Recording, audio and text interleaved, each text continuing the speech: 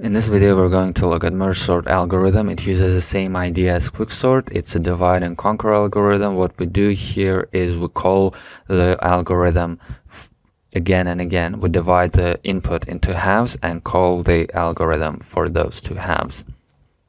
In our case, the middle point is 8, and we put everything from that middle point to the left is the left half, and everything to the right, including middle point, is the right half. So that would be our first function call. It would call left and right. That would be two function calls already in our stack. And those two function calls call itself again for each of the two halves, left and right, and then again. And this is where we hit our base case. When the array contains only one element in it, we know that we can't go any further and that we can go back and return those values. After those values are returned, we can merge them. Merging two arrays with one item in them is pretty simple. You just put whichever is less first, and the other one second. So here we look at 4 different arrays. 2 of them belong to the one function call and 2 to the other. So let's take a look at the first function call that would deal with 2 and 4 and 1 and 6 arrays. The way merging works is that we keep track where we are in the left array and where we are in the right array. First we start with 0 for both of them, and we check is 2 less than 1, and we put the smaller element in the resulting array, and that would be 1. From whichever array we took the least element, we increment the index for that array. In our case, that would be the right array. So now we'll take a look. Is 2 is less than 6. So 2 is less than 6. We put 2 in the resulting array and increment the index for the left array. Is 4 less than 6? It is. We put that. And the only thing that's left is 6, and we just put it in there in the end. We don't need to keep any checks. We know the array is sorted. We just put it in place. Now we will take a look at another function call that will deal with those two arrays, 5, 8, and 3 and 7. The same process goes here. Is 5 less than 3? No. We put 3 in place and increment the index for the right array. Is 5 is less than 7? It is. Now we increment the index for the left array. Is 8 less than 7? No. We put 7 in here, and we looked at all the items in the right array. We just put the last remaining item in here, and that is our 2 sorted arrays. These 2 sorted arrays come back to our first function call, and that function call will call merge on them as well. And now we will take a look at how merging will work here. It's pretty much the same.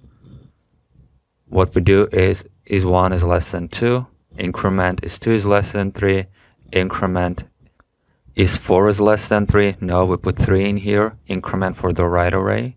Is 4 is less than 5? It is. Now we take a look. Is 6 is less than 5? No, we put 5, increment for the right array. Is 6 is less than 7? It is.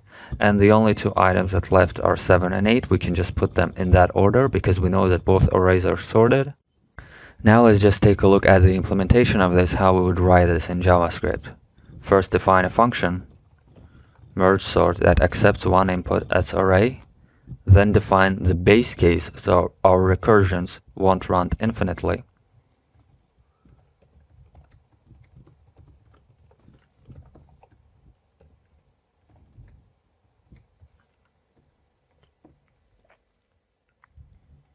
Next, find the middle point.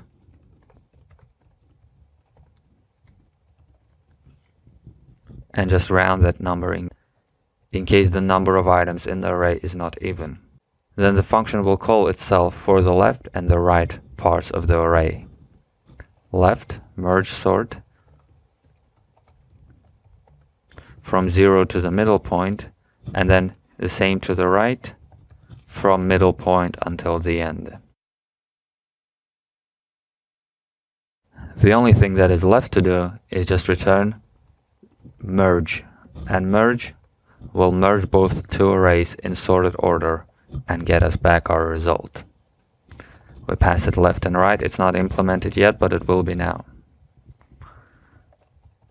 It accepts left and right, and as I previously showed you, we need to keep track where we are in the left and right array. For that, let's create two variables: left index, let right index. And let's also define the resulting array where we'll put our items in order. We do this process while both of our indexes are less than the length of that array.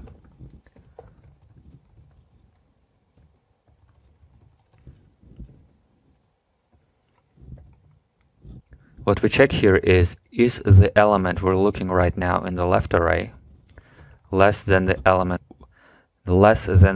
we're looking right now in the right array? If it is, we'll just put it in the result. And then we'll look at the next element with incrementing our variable. Otherwise, we put the right element in here, the element from the right index, and we increment that variable. In the end, we just need to combine all of this. So we spread the result here. And if anything is left in left that we have not looked at, we spread it in here as well. Anything left in the right we have not looked at, we put it in here.